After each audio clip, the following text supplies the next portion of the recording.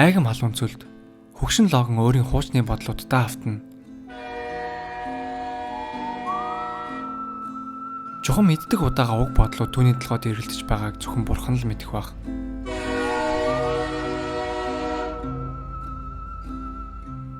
Ийхүү бодол дундаа живсэн хөгшин Логан гэрийнхэн гадаа ирэх үед түүний хүү Скотти тэдний ганц амиа залгуулдаг трактор дахиад дэвтэрснийг хэлдэг.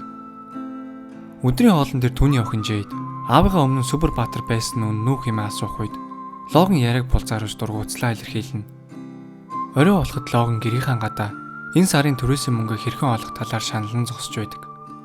Энэ үед түүний эхнэр Маврыг хурж ирээд тэдэнд учир шалтгааны хэлээд дараасаар 2 нуглаад өгье гэж хэлчих. Тэд ойлгох болно гэх үед Логан тэд бол Брюс Байнерын ач хүүхдүүд. Тэд эцэж ойлгохгүй гэж хэлнэ.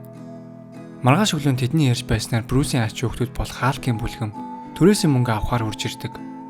Тэд Логаныг төрөөсөө мөнгө өгч чадахгүй гэдгийг мэдсэн учраас түүнээс шийтгэл авахд бэлнүү хэмээн асуув.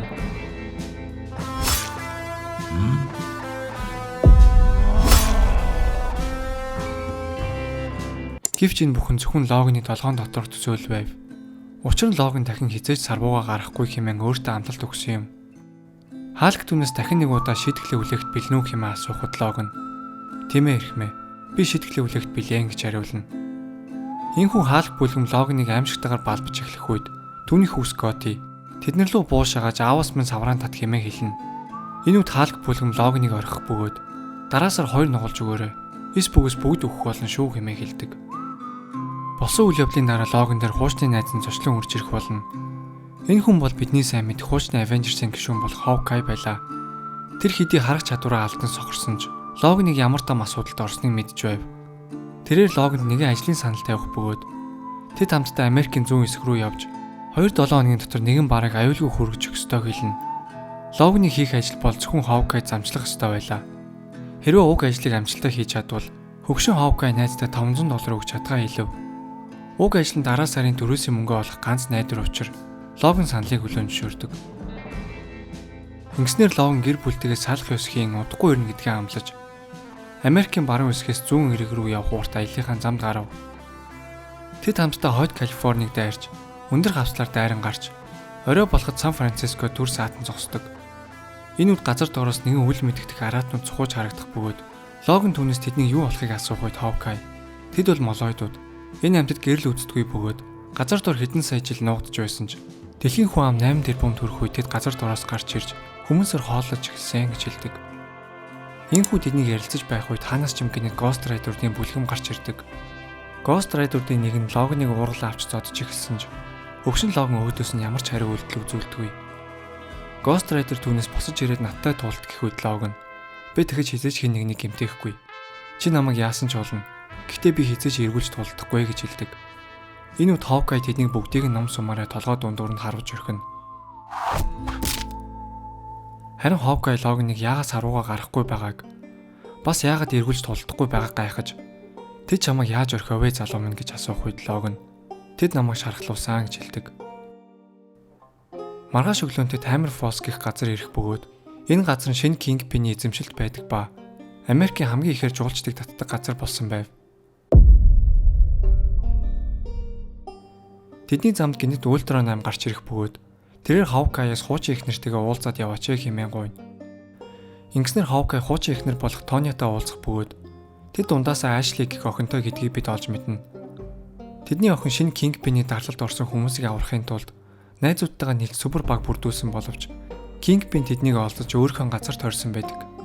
Ингэснээр Hawkeye охиноо аврах шинэ даалгаварт гарахаар шийдсэн ч хөгшин Логанд энэ бүхэн таалагдахгүй байх бөгөөд би наад зүйлд ч оролцохгүй гэж хэлнэ. Гэвч Hawkeye түнд өгөх ёстой мөнгө 2 нугалж өгье гэх үед Логан саналыг хүлээн зөвшөөрсөн ч ямар ч тулаанд оролцохгүй, мөн савраа хязгаарч гарахгүй гэдгийг хэлдэг. Ингэснээр хөгшин найзууд Ashley-г аврахаар замдаа гарна. Энэ үед шинэ Kingpin Ashley-гийн найзууд болох Daredevil Punisher хоёрыг том цэнгэлтэд гинжилсэн байх бөгөөд тэднийг амьдаарны динозавруудад бариулан идүүлж байгааг хараад сууж байдаг. Энэ үед Hawkeye Logan хоёр байшингийн дээврээс Kingpin-ийн барилгыг дурандаж дотор маш их хамгаалагчд байгааг олж мэдснээр нэгэн галзуу санаа гаргана. Тэд өөрсдийн Spider машиныг ашиглан хажуу барилга дээгүүр явж Ashley-гийн хоригдож байгаа давхар руу цөмлөө ордог. Барилга руу орж ирсэн даруйда Hawkeye хамгаалагчдыг хэрцгийгээр хороож охиноос уллах үед Kingpin өөрийн биеэр гарч ирдэгч Ashley хоромхон зурт Kingpin-ийн толгойг тасдаж орхидог. Гэтэл Ashley гинэт өөрийнхөө аавыг алах гэж дайрах бөгөөд тэрээр анханасаа Kingpin-ийн дарангуулт байсан хүмүүсийг аврах гэж биш. Харин түүний байр суурийг эзлэх санаатай байсныг бид олж мэднэ. Энэ үед Logan машинтайгаа нөгөө өрөөнөөс цөмлөө орж ирээд Hawkeye-ыг шүүрээд барилгаас аваад явдаг. Харин Ashley өөрийнхөө хүмүүстэй тэдний араас хөөхийг шаардаж сөрөг машин болон динозавр тэр хоёрын араас илтэж гарна. Гэвч тэдний явж байсан зам гинэт доош цөмөрч тэд бүгдээр газарт орох том нөхрөө унана. 2 цагийн дараа Logan газарт орс ирэх бөгөөд тэднийг молоидод бүсэлсэн байхыг олж мэднэ. Удалгүй Logan шархсан Hawkeye-ыг олох бөгөөд тэд гэрэл ашиглан молоодуудыг холдуулж Spider машинаараа дээш авиран гарч ирдэг. Ингэснээр тэд үргэлжлүүлэн замдаа гарч нэгэн пабд түр амархаар зогсдог. Тэд хамтдаа болсон үйл явдлын талаар ярилцаж байх үед нэгэн сохтуу нөхөр Logan-ы уурыг маш ихээр хүргэж тэрээр савраа гаргах шахтагч бодлоо өөрчлөн пабыг орхин гардаг. Hawkeye түүний араас гарч ирээд "Тэ чамайг яаж гсэн юм бэ?" гэж асуух үед Logan "Наашаа суу. Би чанд бүх зүйлээ ярьж өгье" гэж хэлдэг. 50 жилийн өмнө нэгэн шөнө X-Men-ийн гишүүн Jubilee, Avengers, Shield, Fantastic Four мөн Wakanda гэх газруудаас маш их аюул ойртож байгаа гэсэн анхааруулах дуудлыг хүлээж авдаг. Харин энэ үед тэдний байр руу маш олон хорон санаатнууд хүчээр нэгтгэн дайраа орж ирдэг. Wolverine ямар ч эргэлзээгүй ганцаараа тэдэнтэй тулдаж эхлэх бөгөөд бусад супер баатрууд хаашаа явсныг гайхаж тэдний нэрийг чангаар дуудах боловч хинч түүнд туслахаар ирдэггүй.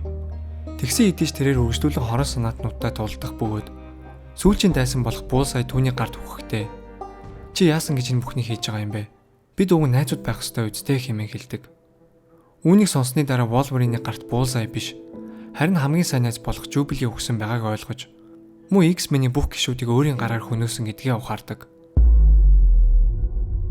Энэ бүхний ард Mysterio байсан бөгөөд тэрээр Wolverine-д X-Men-ийн гишүүдийг хорон санаатнууд болгон харагдуулж мөн мэдрүүлж чадсан байдаг.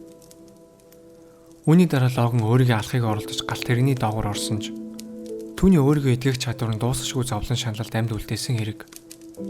Ийм учраас Logan 50 жилийн турш дахид савраа гаргаагүй бөгөөд хэнийг ч гэмтээхгүй хэмээн өөртөө амлалт өгсөн юм.